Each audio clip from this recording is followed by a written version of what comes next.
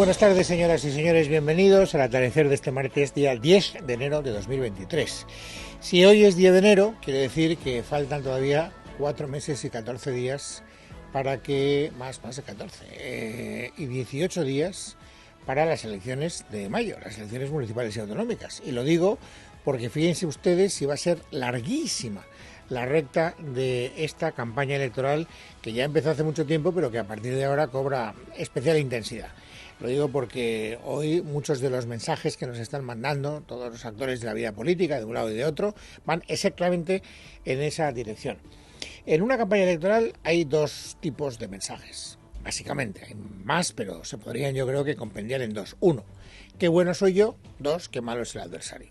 Y de eso hemos tenido hoy para dar y tomar. Aunque es verdad que si nos fijamos en el gobierno, ha ido más por qué bueno soy yo, qué bien lo he hecho y cuánto me merezco que los votantes sigan pensando en mí y depositen la papeleta en la urna donde ponga PSOE. Lo digo porque hoy ha sido el primer consejo de ministros después de las elecciones de Navidad y por lo tanto ha sido la primera rueda de prensa posterior al Consejo de Ministros. Ha aparecido la portavoz y, entre otras cosas, casi ninguna especialmente interesante, en mi modesta opinión, ha dicho lo que espera el gobierno del año que acaba de comenzar. Comenzamos 2023 con los objetivos de que España siga avanzando y de que también en este país se siga protegiendo a aquellos que más lo precisan, que sigamos la extensión de ese escudo social para amortiguar los efectos de esta crisis. Es la gran apuesta del gobierno de Sánchez, esto ya lo sabemos, lo hemos oído muchísimas veces, lo de la protección a las personas que peor lo pasan, lo del escudo social, lo que está tratando de vender Pedro Sánchez un día y otro también para que los españoles que no están contentos con su gestión se reconcilien con él y le permitan seguir siendo, cuando llegue el momento de las elecciones generales, presidente del gobierno.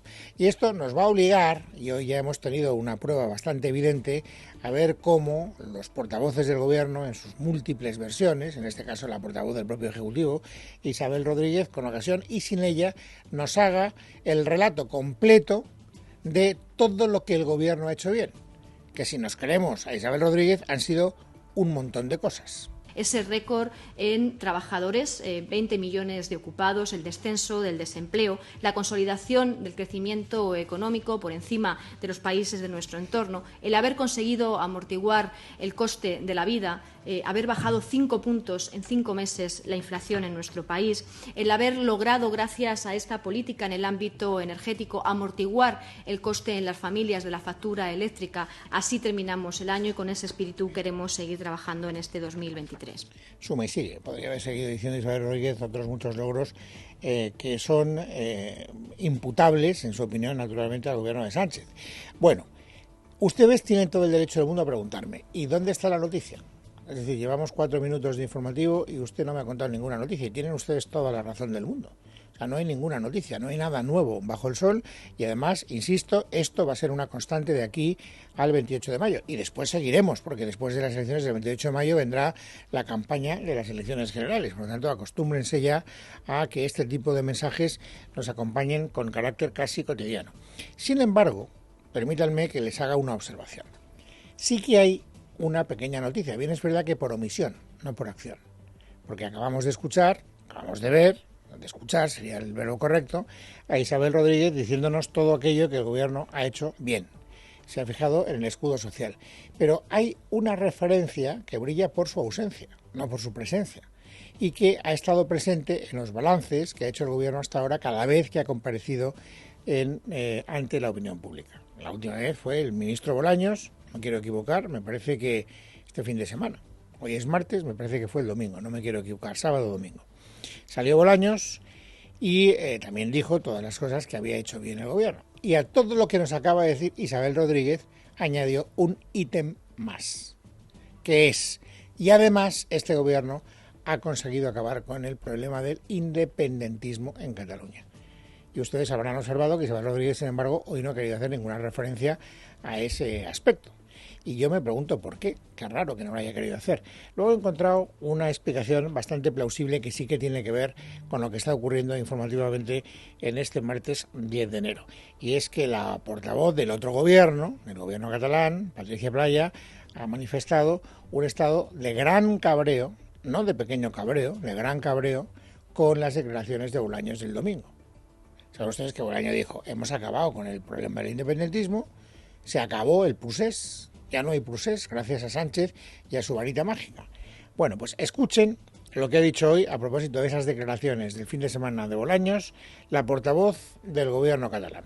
El que és una provocació són les declaracions. Lo que es una provocación son las declaraciones del señor Bolaños, que bueno, no sé, es que después de unas declaraciones como estas es lógico y previsible que pasen estas cosas, que haya movilizaciones para demostrar que está mintiendo, que son falsas y por tanto el proceso y el movimiento independentista está vivo. I el moviment independentista és viu. Así que fíjense ustedes cómo está el percal, como para decir ahora, en un momento como este, que el proceso ha terminado y volver a abrir un melón con el independentismo catalán, que como saben ustedes, además está, digamos, encarnado por Esquerra Republicana de Cataluña, que es uno de los más fieles apoyos que tiene el señor Sánchez en el Congreso de los Diputados. Para que no haya dudas, y ahora hablando en castellano, lo que ha dicho Patricia Playa es que ellos siguen en lo que siempre han estado y en lo que siempre van a estar, diga el gobierno de Sánchez lo que diga. Esto solo se acabará el día en que puedan votar. El conflicto político entre Cataluña y el Estado español está más vivo que nunca y no se va a resolver hasta que los catalanes y las catalanas puedan decidir su futuro en un referéndum. Por lo tanto, aquí tenemos un problema que vamos a seguir teniendo durante 2023 y vamos a ver lo que pasa durante las próximas semanas, durante los próximos meses. Este es uno de los asuntos que más erosión le puede provocar al gobierno porque precisamente para contentar a los independentistas el gobierno ha hecho algunas piruetas que le han salido muy caras desde el punto de vista demoscópico. Por ejemplo, la reforma del Código Penal para acabar con el delito de sedición o, por ejemplo, para abaratar la malversación. Por cierto, que luego hablaremos del abaratamiento de la malversación, que también tiene hoy una, digamos, referencia informativa destacada. El señor Feijóo, que es el jefe de la oposición, está en la otra línea de mensajes que les decía al principio. Se puede decir que bien lo hago yo o que mal lo hace el adversario. Y hoy Feijóo, naturalmente, ha dicho que él es la gran esperanza blanca que tenemos en la política española para salir de todos los problemas que ha generado Sánchez, pero ha querido meterle el dedo en el ojo, es su obligación, como jefe de la oposición al gobierno, precisamente en el asunto de Cataluña. Él escucha a Patricia Playa hablar del referéndum y ¿qué dice? Pues tendrán el referéndum. ¿Por qué tendrán el referéndum? Porque lo que es una constante, ha dicho esta mañana en el diario ABC el señor Feijóo, es que cada vez que se empeñan en conseguir algo los independentistas lo consiguen. ¿Por qué?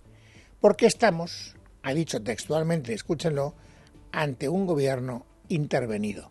Son los enemigos de la España constitucional quienes marcan los criterios al gobierno central para que incumpla las obligaciones constitucionales hasta el punto que podemos afirmar que estamos ante el primer gobierno intervenido de la historia democrática de España.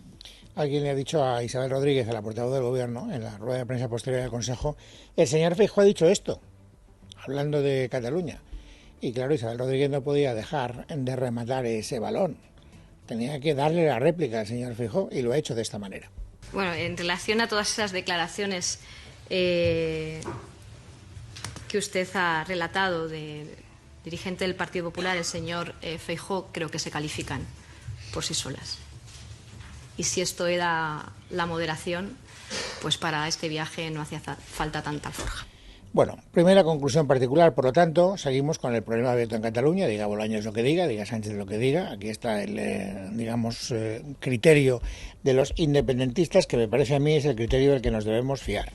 Y luego está la parte de autobombo por parte del Partido Popular, es decir, por parte del señor Feijóo. El señor Feijóo recalca los problemas que no solo no ha sido capaz de solventar Sánchez, sino que ha agravado, en el caso de Cataluña, por ejemplo, y luego, mirándose al espejo, hablando de sí mismo, dicen, no se preocupen que yo he venido aquí para arreglar las cosas. Y además, para arreglarlas gobernando, que es lo que me interesa. Yo no he venido para perder, ha dicho. Mensaje electoral clarísimo. He venido para ganar. Yo le aseguro que yo he venido a presidir el Partido Popular para ganar. Si no, me quedo en casa, porque allí ya habíamos ganado, ¿y para qué venir a perder? No tiene sentido, ¿no? Ahora solo puede ganar uno. Me gustaría que el que gane gobierne. Eso ha sido bueno en nuestro país siempre, ¿no? Bueno, este es un mensaje que ya le hemos oído decir, por cierto, varias veces al señor Feijóo. En otro momento de esa intervención en el diario ABC ha dicho: me gustaría ponerme de acuerdo con el señor Feijóo en que efectivamente gobierne quien gane, porque ya saben que es una especie de, en fin, lección aprendida en la política española, que no gobierna quien gana, sino quien consigue más apoyos para gobernar. Puedes perder, de hecho muchos han perdido, y sin embargo han gobernado porque han hecho un pacto de perdedores. Así se le conoce, digamos, periodísticamente hablando, a ese tipo de acuerdos. Él, como sabe que va por delante de las encuestas, se puede permitir el lujo de decir: oiga, si yo gano, déjeme gobernar, aunque usted tenga una mayoría parlamentaria que a lo mejor me pueda, digamos, impedir a mí el debate de investidura. No sé si lo diría si las cosas fueran al revés, pero en todo caso está diciendo lo que está diciendo y no vamos a conjeturar. Él está aquí para ganar, le hemos oído decir, y además tiene muy claro cuál es el camino que le llevará a la victoria. Lo que tengo meridianamente claro es que la estrategia de la crispación y la estrategia del enfrentamiento, eso perjudica a los españoles. Y por lo tanto, no cuenten conmigo en ese caos y antifragilidad. Nuestra receta es otra: la centralidad, la estabilidad y las certezas.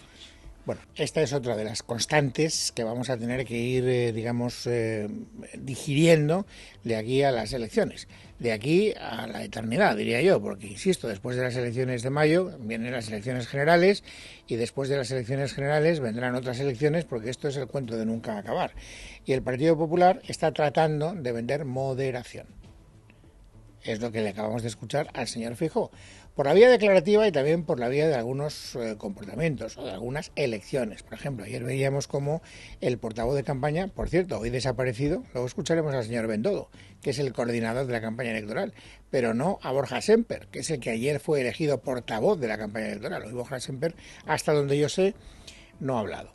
Pero bueno, el propio nombramiento de Borja Semper, que era una persona que tenía, pues es una pintura de ser más moderado, menos entusiasta del jaleo, digámoslo así, para no meternos en grandes jardines, pues fue nombrado portavoz de campaña porque el señor Feijóo quiere, no solo con palabras, también con los hechos, acreditar esa moderación en los nombramientos y en las coaliciones postelectorales o preelectorales, no tanto con siglas, sino con dirigentes políticos, me refiero a ciudadanos.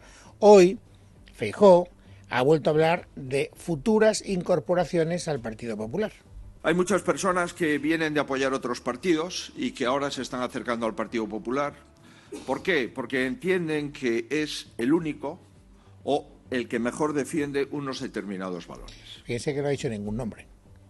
Ha dicho que se están acercando al Partido Popular. Hay mucha rumorología a propósito de dirigentes de Ciudadanos, a propia Inés Arrimadas o Begoña Villacís, que podrían, según esas informaciones periodísticas, estar siendo tentados por el Partido Popular para militar en el Partido Popular. De esa manera el Partido Popular conseguiría también un golpe de efecto que le permitiría vender que su centralidad, su moderación, no viene solo por la vía declarativa, sino por la vía de los hechos. Feijóo no ha querido hablar de Ciudadanos, no ha querido nombrarlo, no ha querido dar ninguna pista concreta, pero Elías Bendodo, que es no el portavoz de campaña, sino el coordinador de campaña, pero parece ser que no se, conforma con perder protagonismo informativo, sigue por lo tanto hablando, y ha hablado para decir esto. El que quiera venir, que venga y aportar su granito de arena para seguir construyendo un proyecto fuerte de cambio en nuestro país. ¿Será Arrimadas? ¿Será Villacís? Insisto que son los dos nombres que más se barajan en los medios de comunicación. Bueno, hoy Begoña Villacís ha estado en el programa de Federico Jiménez de los Santos esta mañana. Y si nos creemos lo que ella ha dicho, y yo creo que no hay ninguna razón para no creerla, afirma rotundamente que ella no está negociando la incorporación ni del Partido Popular ni de nadie. Que ha tenido conversaciones, porque habla con todo el mundo, pero que nadie, ha dicho, le ha hecho ninguna oferta concreta. Jesús Sánchez. Begoña Villacís ha aseverado que de cara a los comicios municipales y regionales de 2023 su objetivo es gobernar. Además, ha negado haber recibido ofertas o estar en un proceso de negociación con el Partido Popular. A mí no me han hecho ninguna oferta y además lo reconocía, no hay un proceso de negociación conmigo, ni muchísimo menos. Si me preguntas qué es lo que me gusta a mí, que yo creo que algo tengo que pintar en esta historia, a mí lo que me gusta, y lo he dicho muchas veces, lo primero, gobernar. Requerida por la situación de su partido, inmerso en un proceso de primarias, la actual vicealcaldesa de Madrid ha insistido en que ella apoya la lista que encabeza Patricia Guasp, en contraposición con la que lidera Edmundo Val. A veces sobran muchos complejos y es lo que veo. Yo creo que ahora mismo a la izquierda del centro no hay izquierda, hay sanchismo y más sanchismo y Podemos y Bildu, y eso es lo que hay, esa es la realidad de nuestro país. Entonces, no podemos girar hacia ahí. Cuando habla en nombre del liberalismo, el liberalismo ahora mismo de lo único que se tiene que ocupar es de deshacer el sanchismo. Y por último, sobre la famosa foto de Colón, en 2019 Villacís ha apuntado que no se arrepiente de la misma y ha recordado que ya ha estado en Colón con el PP y Vox y 6 meses antes estaba haciéndose fotos en el Orgullo. Bueno, ya saben ustedes que tendremos que esperar hasta pasado mañana, que es jueves, para saber quién se lleva el gato al agua en la batalla por la sucesión de Inés Arrimadas en el liderazgo del partido. O gana Edmundo Val, vamos, la lista que encabeza Edmundo Val, o ganan los que pasan por ser testaferros de la propia Inés Arrimadas, pero hasta el jueves no lo sabremos. Y en todo caso, lo que sí que les puedo contar es que en el Partido Popular no van a hacer nada proactivo para captar a dirigentes de Ciudadanos hasta que no acabe el Congreso de Ciudadanos. Por lo tanto, la semana que viene yo me imagino que tendremos que volver sobre este asunto y ver si hay o no hay ofrecimientos. Entre tanto, en el relato informativo hoy ha ocurrido algo que también es muy interesante. Y es que el instructor del caso Aquamed, que es un caso que investiga varias irregularidades en contratos concedidos tanto por los gobiernos del PSOE como los gobiernos del Partido Popular, aquí hay transversalidad, el instructor de este caso ha solicitado a la Fiscalía Anticorrupción que revise las posibles penas para los condenados atendiendo a la reforma del Código Penal sobre el delito de malversación que impulsó el Gobierno y que se aprobó en el Senado justo antes de las Navidades. En concreto, el juez solicita que la Fiscalía estudie si la reforma, aprobada por la Cámara Alta, tendrá como consecuencia que los principales sospechosos, que se enfrentaban a penas de 9 años de prisión, vean reducido su tiempo en prisión entre 1 y 4, es decir, casi la mitad en el mejor de los casos. Estamos ante la posibilidad de que empiece a pasar algo parecido con la malversación a lo que ha ocurrido con la ley del solo sí es sí. Esta reforma va a abaratar las condenas por delitos de corrupción. El Partido Popular, después de conocer esta noticia que les acabo de resumir, lo tiene claro. Hoy Cuca Gamarra ha tocado arrebato. El presidente del Gobierno dijo que eso no iba a pasar, también lo dijo con la ley del solo sí es sí, y ahora empezaremos a ver cómo también los corruptos se ven favorecidos por una reforma del propio Gobierno que hace que hoy la corrupción sea más barata en España, y para eso no le votaron los españoles. ¿Y el Gobierno está preocupado después de esta iniciativa judicial? Pues si tenemos que fiarnos de la reacción que ha experimentado Isabel Rodríguez, la portavoz del Gobierno, no, porque le han preguntado en una rueda de prensa a propósito de este requerimiento del instructor del caso Aquamed. Y ella ha dicho, oiga, mire usted, vamos a situar las cosas en el momento procesal en el que se encuentran. Se trata de un caso en fase de instrucción. Y, por tanto, donde todavía no hay sentencia, no hay condena. Se trata de un trámite procesal en el que se dirigen a las partes precisamente para pedir que actualicen sus escritos conforme a la normativa que ha de entrar en vigor. Bueno, y una cosa más, antes de ir al resumen ya rápido de otras noticias del día. Saben que mañana se tiene que elegir al nuevo presidente del Tribunal Constitucional y que hoy, con carácter previo, se tenía que producir una reunión que se ha producido entre los magistrados progresistas y los conservadores. Y donde estaba de verdad el interés era en la reunión de los progresistas, porque hay dos personas, dos magistrados, los dos progresistas, la señora Balaguer y el señor Cándido Conde Pumpido, que quieren presidir el Tribunal Constitucional. Se trataba de saber si llegaban a un acuerdo o no llegaban a un acuerdo. La reunión ha terminado sin acuerdo y eso quiere decir que mañana se van a confrontar dos candidatos progresistas para presidir el Tribunal Constitucional. Uno, el preferido del Gobierno, y la otra, que se considera con tantos méritos o más como Conde Pumpido, para oponerse a su candidatura como presidente del TC. Lo que me cuentan los expertos, lo que me cuenta Miguel Ángel Pérez, es que la votación está muy abierta. Horas clave en la negociación para elegir al nuevo presidente del Tribunal Constitucional en sustitución de Pedro González Trevijano. Este martes se reúnen los magistrados del bloque conservador y del bloque izquierdista por separado y mañana se producirá la votación. Los dos candidatos que optan a la presidencia pertenecen al bloque izquierdista y son los magistrados Cándido Conde Pumpido, que fue fiscal general del Estado en el gobierno de José Luis Rodríguez Zapatero, y la magistrada María Luisa Balaguer. Tal y como publica Libertad Digital, la propia Balaguer ha trasladado en las últimas horas que dará la batalla contra Conde Pumpido hasta el final porque quiere ser presidenta. Es muy buen magistrado, pero yo también, ha llegado a decir Balaguer en referencia a su compañero del Constitucional. Mientras tanto, el propio Conde Pumpido, que es el candidato favorito del Partido Socialista y del propio presidente del gobierno Pedro Sánchez, aprovecha estas horas para presionar y convencer de que el voto clave de la magistrada izquierdista María Luisa Segoviano recaiga sobre él. Fuentes del Tribunal Constitucional consultadas por este diario apuntan que la elección entre Balaguer y Pumpido está muy abierta. Martes 10 de enero de 2023. Vamos, amigos, a completar el paisaje informativo sobresaliente de este día. Esther Nieto, buenas tardes. Buenas tardes, Luis. 2 mujeres españolas que tienen varios menores a su cargo y que supuestamente se habían llegado a casar con yihadistas han llegado esta noche a España desde los campos de refugiados de Siria. Son Yolanda Martínez y Luna Fernández, con 4 y 9 niños respectivamente. Ambas se encuentran actualmente bajo custodia policial, esperando a pasar a disposición de la Audiencia Nacional. Desde el Gobierno defienden la llegada de estas mujeres y dicen que va en la línea de lo realizado por otros países como Alemania. Y les contamos también que aumentan las dudas por la propuesta realizada por Interior para informar a las mujeres de posibles antecedentes que su pareja pueda tener por violencia de género. El Gobierno trabajaba en aprobar esta medida sobre la que la Fiscalía ha mostrado hoy sus dudas. Según el Ministerio Público, estos datos solo podrán darse a conocer en los casos en los que haya un riesgo evidente. Además, esta propuesta tampoco convence en Unidas Podemos. Ángela Rodríguez es secretaria de Estado de Igualdad. En este momento estamos estudiando cuáles serían las posibilidades, pero quiero insistir en que esta no es una fórmula mágica. Esto probablemente nos ayude a poner el foco en los agresores, que es desde luego una de las prioridades de este gobierno, ¿no? Y así lo hemos expresado en algunas de las políticas que hemos desarrollado el pasado año, como por ejemplo la campaña del 25 de noviembre, que estaba muy focalizada, que nos preguntáramos por quién realizaba la violencia, ¿no?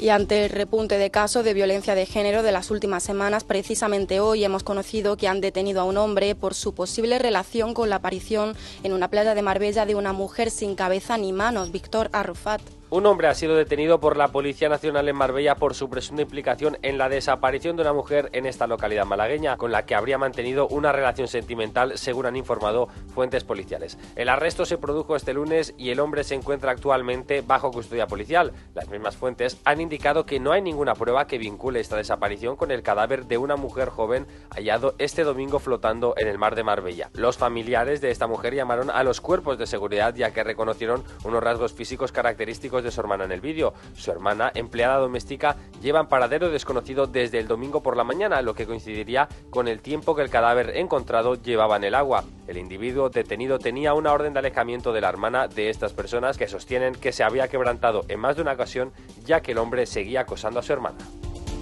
El Banco Central Europeo considera necesario seguir subiendo los tipos de interés significativamente para alcanzar niveles suficientemente restrictivos que garanticen el retorno de la inflación al objetivo del 2% a medio plazo. Según el organismo monetario, las subidas de los precios no se contendrán solas y auguran más presión para aquellos que tengan una hipoteca de tipo variable. Y más cosas, el juicio por el accidente del tren Alvia, ocurrido en julio de 2013 en Angrois, se ha retomado este martes y lo ha hecho con sorpresa incluida. En la sesión de hoy, el abogado del maquinista ha aportado un documento que contradice la versión de Adif. Maite Garrido. La jueza ha censurado la aportación sorpresiva de esta documentación y también ha señalado que hasta la abogada de la plataforma de víctimas cuestionó si las reglas de ingeniería aportadas por Adif en fase de instrucción eran las vigentes. Se le dijo que esas eran las que obraban en la causa. En todo caso, según ha advertido la titular del juzgado, lo que de ninguna manera va a haber es ninguna modificación del calendario a efectos de que los peritos puedan tener en cuenta nada.